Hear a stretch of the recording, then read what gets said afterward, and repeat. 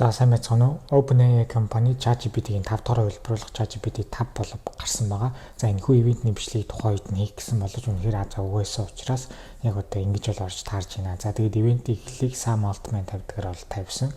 Тэгээд ивентний эхний хэсэгт бол одоо жоохон өмнөх хувилбартай асуулгад ерөнхий бас яг ямар хайлт хурдтайг бол дурдж ийсэн. За тэгээд энэхүү ChatGPT 5 маань үнэгүй бол нийтийн хэрэглэгч нарт бол цацагдж байгаа. Тэгээд ChatGPT 5-ын хэрэглээний тулаад хязгаартаа хүрчих юм бол ChatGPT 5 mini гэдэг хувилбар дээр бол очих юм билээ. Өмнө нь бол одоо ийм байгаагүй.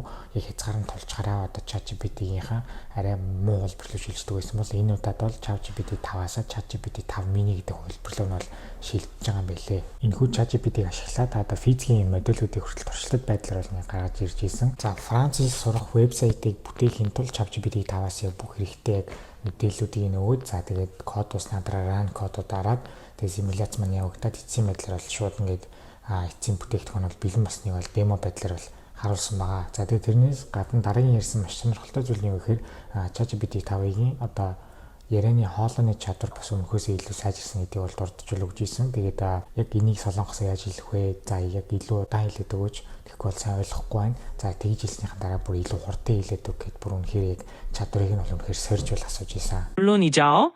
그럼 정말 천천히 말해볼게요. 안녕하세요. 아메리카노 한 잔 주세요.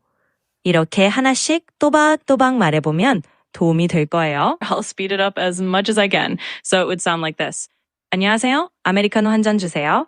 Basically just zipping right to it. Let me know if you need any more. За өөрийнхөө календарыг зөв гаргахын тулд тухайн аппликейшн дээрх одоо бүх өөрийнхөө хувийн юмнуудынхны яг одоо privacy хийх нь өгөөд ChatGPT тэдрийг нь бүгднийг анализ хийгээд тэгээд эцсийн байдлаар өөрийнх нь хуваарийг нь бол гаргаж бол өгч ийсэн. За тэгээд яг энэхүү ивент дээр ChatGPT 5-ын яригдах хамгийн чухал зүйл нь юу вэ гэхээр ямар нэгэн байдлаар буруу утга агуулга санаатай зүйл асуух юм бол ChatGPT-ийн үүднээс энд нь бол одоо хариу өгч чадахгүй нэ гэх буюу одоо ер нь бол бас асуултыг фильтрдэж те өмнөхөөсөө илүү аюулгүй болно гэж болж байгаа юм. Тэгээд дараа нь гарч болох иймэрхүү одоо аюултай буруу үр дагавартай юм одоо үзэгдлээс одоо сэргийлээд одоо ChatGPT 5 маань бас бүр хин хүсснийх нь юм шууд хэлж өгөхгүй ингээд бас ингэж фильтрдэж болж хүлээж авдаг болж байгаа юм байна. Ивентийн дараагийн дундалын хэсгээр нь болохоор бас ChatGPT 5-ын өмнөх одоо бас загваруудаасаа бас хэрэг хурдан байдгийг ерөнхий бас ингэж бол харьцуулж бол графикаар харуулж ирсэн. За энэ ах болохоор яг одоо кодны одоо багны асуудалтай байсан. Тэгээд ChatGPT 3-ыг ашиглаад ерөөсөө энэ асуудлыг шийдвэрлэж чадахгүй байсан бол ингээд ChatGPT 5-ын тусламжтайгаар ингээд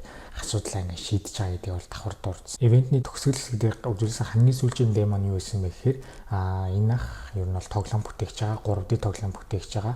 Тэгээд тэр яг хэрэгтэй бүх мэдээллүүдийг нөгөө ChatGPT 5 маань өөрийнхөө кодыг бичээд симуляц маань дуусаад одоо яг тоглоомоо эхлүүлэхэд бол үнэхээр бас биширсэн. Тэгээд тэр дөрүүдтэй хүртэл ингээд чааталж болж байгаа гэх мэтчлэн ингээд ерөөсөө ийм зүйлийг ChatGPT 5 маань ерөөсөө богино хугацаанд ингээд гаргаад ирж байгаа нь үнэхээр гайхалтайсан. Тэгээд энэхүү ивент маань ер нь бол маш цомхон болоод дууссан. Энэхүү ChatGPT-ийн онцлог нь болохоор юу вэ гэхээр өмнө нь ямар нэг юм асуухад богино хугацаанд шууд хурдан хариулт өгөх тэрнтэйгээ давхар илүү жоохон бодож жагаад илүү одоо сайн хариулт өгөх гэдэг хоёр сонголт надад зэрэг явдаг байсан бол ChatGPT 5 бол тийм биш болж байгаа маань ерөөсөө л ингэж ерөөсөө хувааж хариулт өгөх тахгүй яг нэг үнэхээр сайн гэсэн хариултаа л ингээд өгөөд бол явах юм байна.